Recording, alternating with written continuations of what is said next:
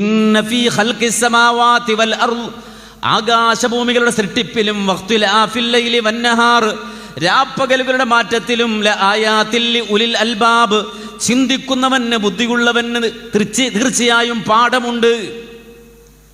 അല്ലദീന യദ്കുറൂനല്ലാഹ ഖിയാമൻ വഖുഊദൻ വഅലാ ജുനൂബിഹിം വയതഫക്കറൂന ഫീ ഖൽഖിസ് സമാവാതി വൽ അർദ്. എങ്ങനെയുള്ളവരാണ് അവരെന്നറിയുമോ? അല്ലദീന യദ്കുറൂനല്ലാഹ, അല്ലാഹുവിനെ ദിക്ർ ചെയ്യുന്നവരാണവർ, അല്ലാഹുവിനെ സ്മരിക്കുന്നവരാണവർ.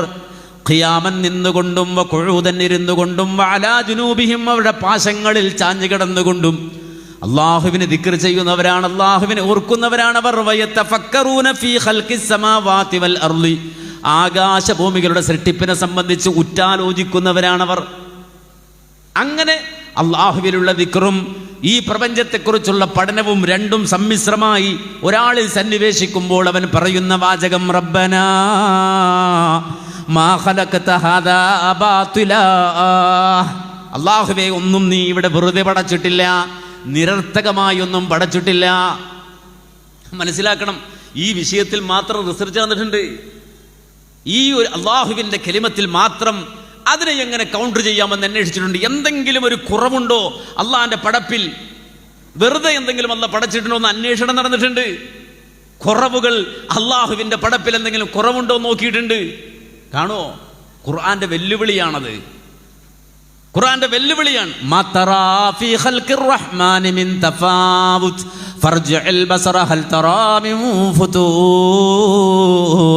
അള്ളാഹുവിന്റെ സൃഷ്ടിപ്പിൽ ഒരു ന്യൂനതയും ഒരു കുറവും നിനക്ക് കണ്ടെത്താൻ കഴിയില്ല.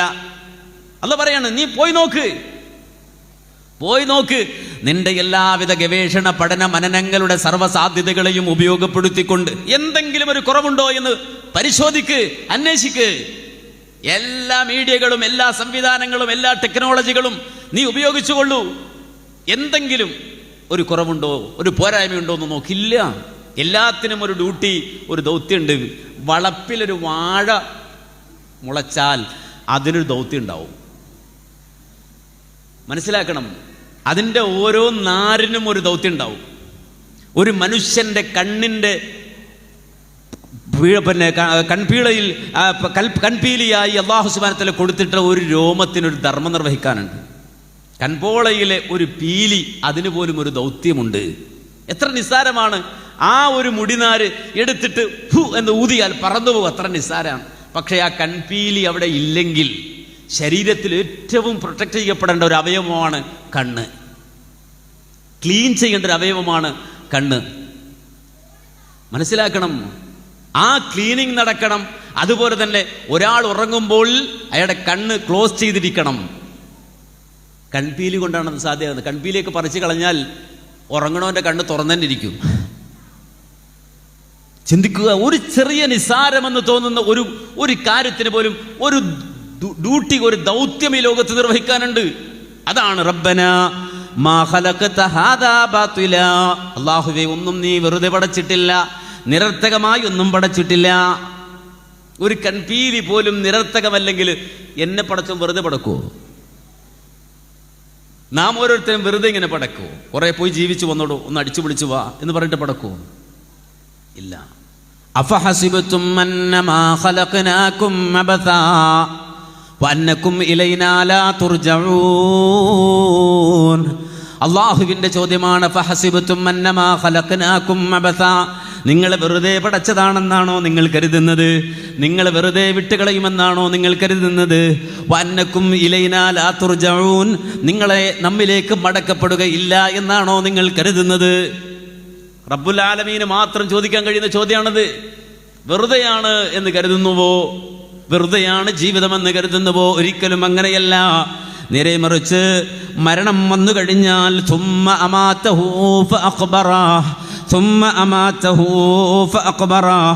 വിശുദ്ധ ഖുർആനിൽ വളരെ കൃത്യമായി നമുക്ക് പറഞ്ഞു തരികയാണ്, മരണം നിന്നിലേക്ക് വന്നു കഴിഞ്ഞാൽ, മരണം നിന്നെ പിടിവിട്ടു കഴിഞ്ഞാൽ സുമ്മ അമാതഹു ഫഅഖ്ബറഹ്, പിന്നെ ആ മരണത്തിനു ശേഷം ഖബറിലേക്ക് നീ എടുത്തെറിയപ്പെടുകയാണ്. മരിച്ചു കഴിഞ്ഞാൽ പിന്നെ ബർസഖായി.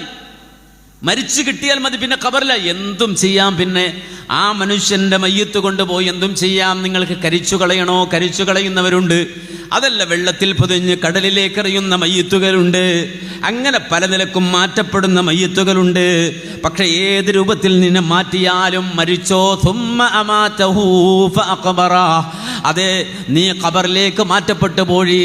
നിന്നെ പ്രത്യേകമായൊരവസ്ഥയിലേക്ക് മാറ്റപ്പെട്ടു കഴിഞ്ഞു. നീ ഖബറിലെത്തിക്കഴിഞ്ഞു. അതിന് മറ്റൊരു പേരാണ്, ഈ ഖബറിലാകുന്നതിൻ്റെ മറ്റൊരു പേരാണ് ബർസഖ് എന്നുള്ളത്. വമിൻ വറാഇഹിം ബർസഖുൻ ഇലാ യൗമി യുബ്അഥൂൻ. അല്ലാഹ് പറയുന്നു, മരിച്ചാൽ പിന്നെ ബർസഖിലായി. അത് മറ്റൊരു ലോകമാണ്, മറ്റൊരവസ്ഥയാണ്. ചിന്തിക്കണം, ഭൂമി എന്നൊരു ലോകം, ആ ലോകത്തെക്കുറിച്ച് നമുക്കറിയാതിരുന്നൊരു കാലം. 100 കൊല്ലം മുമ്പ് എനിക്ക് ഭൂമിയെപ്പറ്റി ഒരു വിവരവുമില്ല. നിങ്ങൾക്കാർക്കും ആ വിവരമുണ്ടായിക്കൊള്ളണമെന്നില്ല. കാരണം 100 കൊല്ലം മുമ്പ് ജനിച്ച ആളുകൾ ഇവിടെയില്ല. ഇവിടെ വന്നതിനു ശേഷമാണ് ഭൂമിയെ സംബന്ധിച്ച് മനസ്സിലായത്. വായു സംവിധാനങ്ങളെക്കുറിച്ച്, അതുപോലെ തന്നെ ഇവിടെയുള്ള ആഹാര വ്യവസ്ഥകളെ സംബന്ധിച്ച്, വെള്ളത്തെ സംബന്ധിച്ച് ഒക്കെ മനസ്സിലായത് ഇവിടെ വന്നതിനു ശേഷമാണ്. ഇതുപോലെ തന്നെ മനുഷ്യൻ മരിച്ചു കഴിഞ്ഞാൽ മറ്റൊരു ലോകത്തേക്ക് മാറ്റപ്പെടുമെന്ന് കൃത്യമായി ഖുർആൻ പറഞ്ഞു.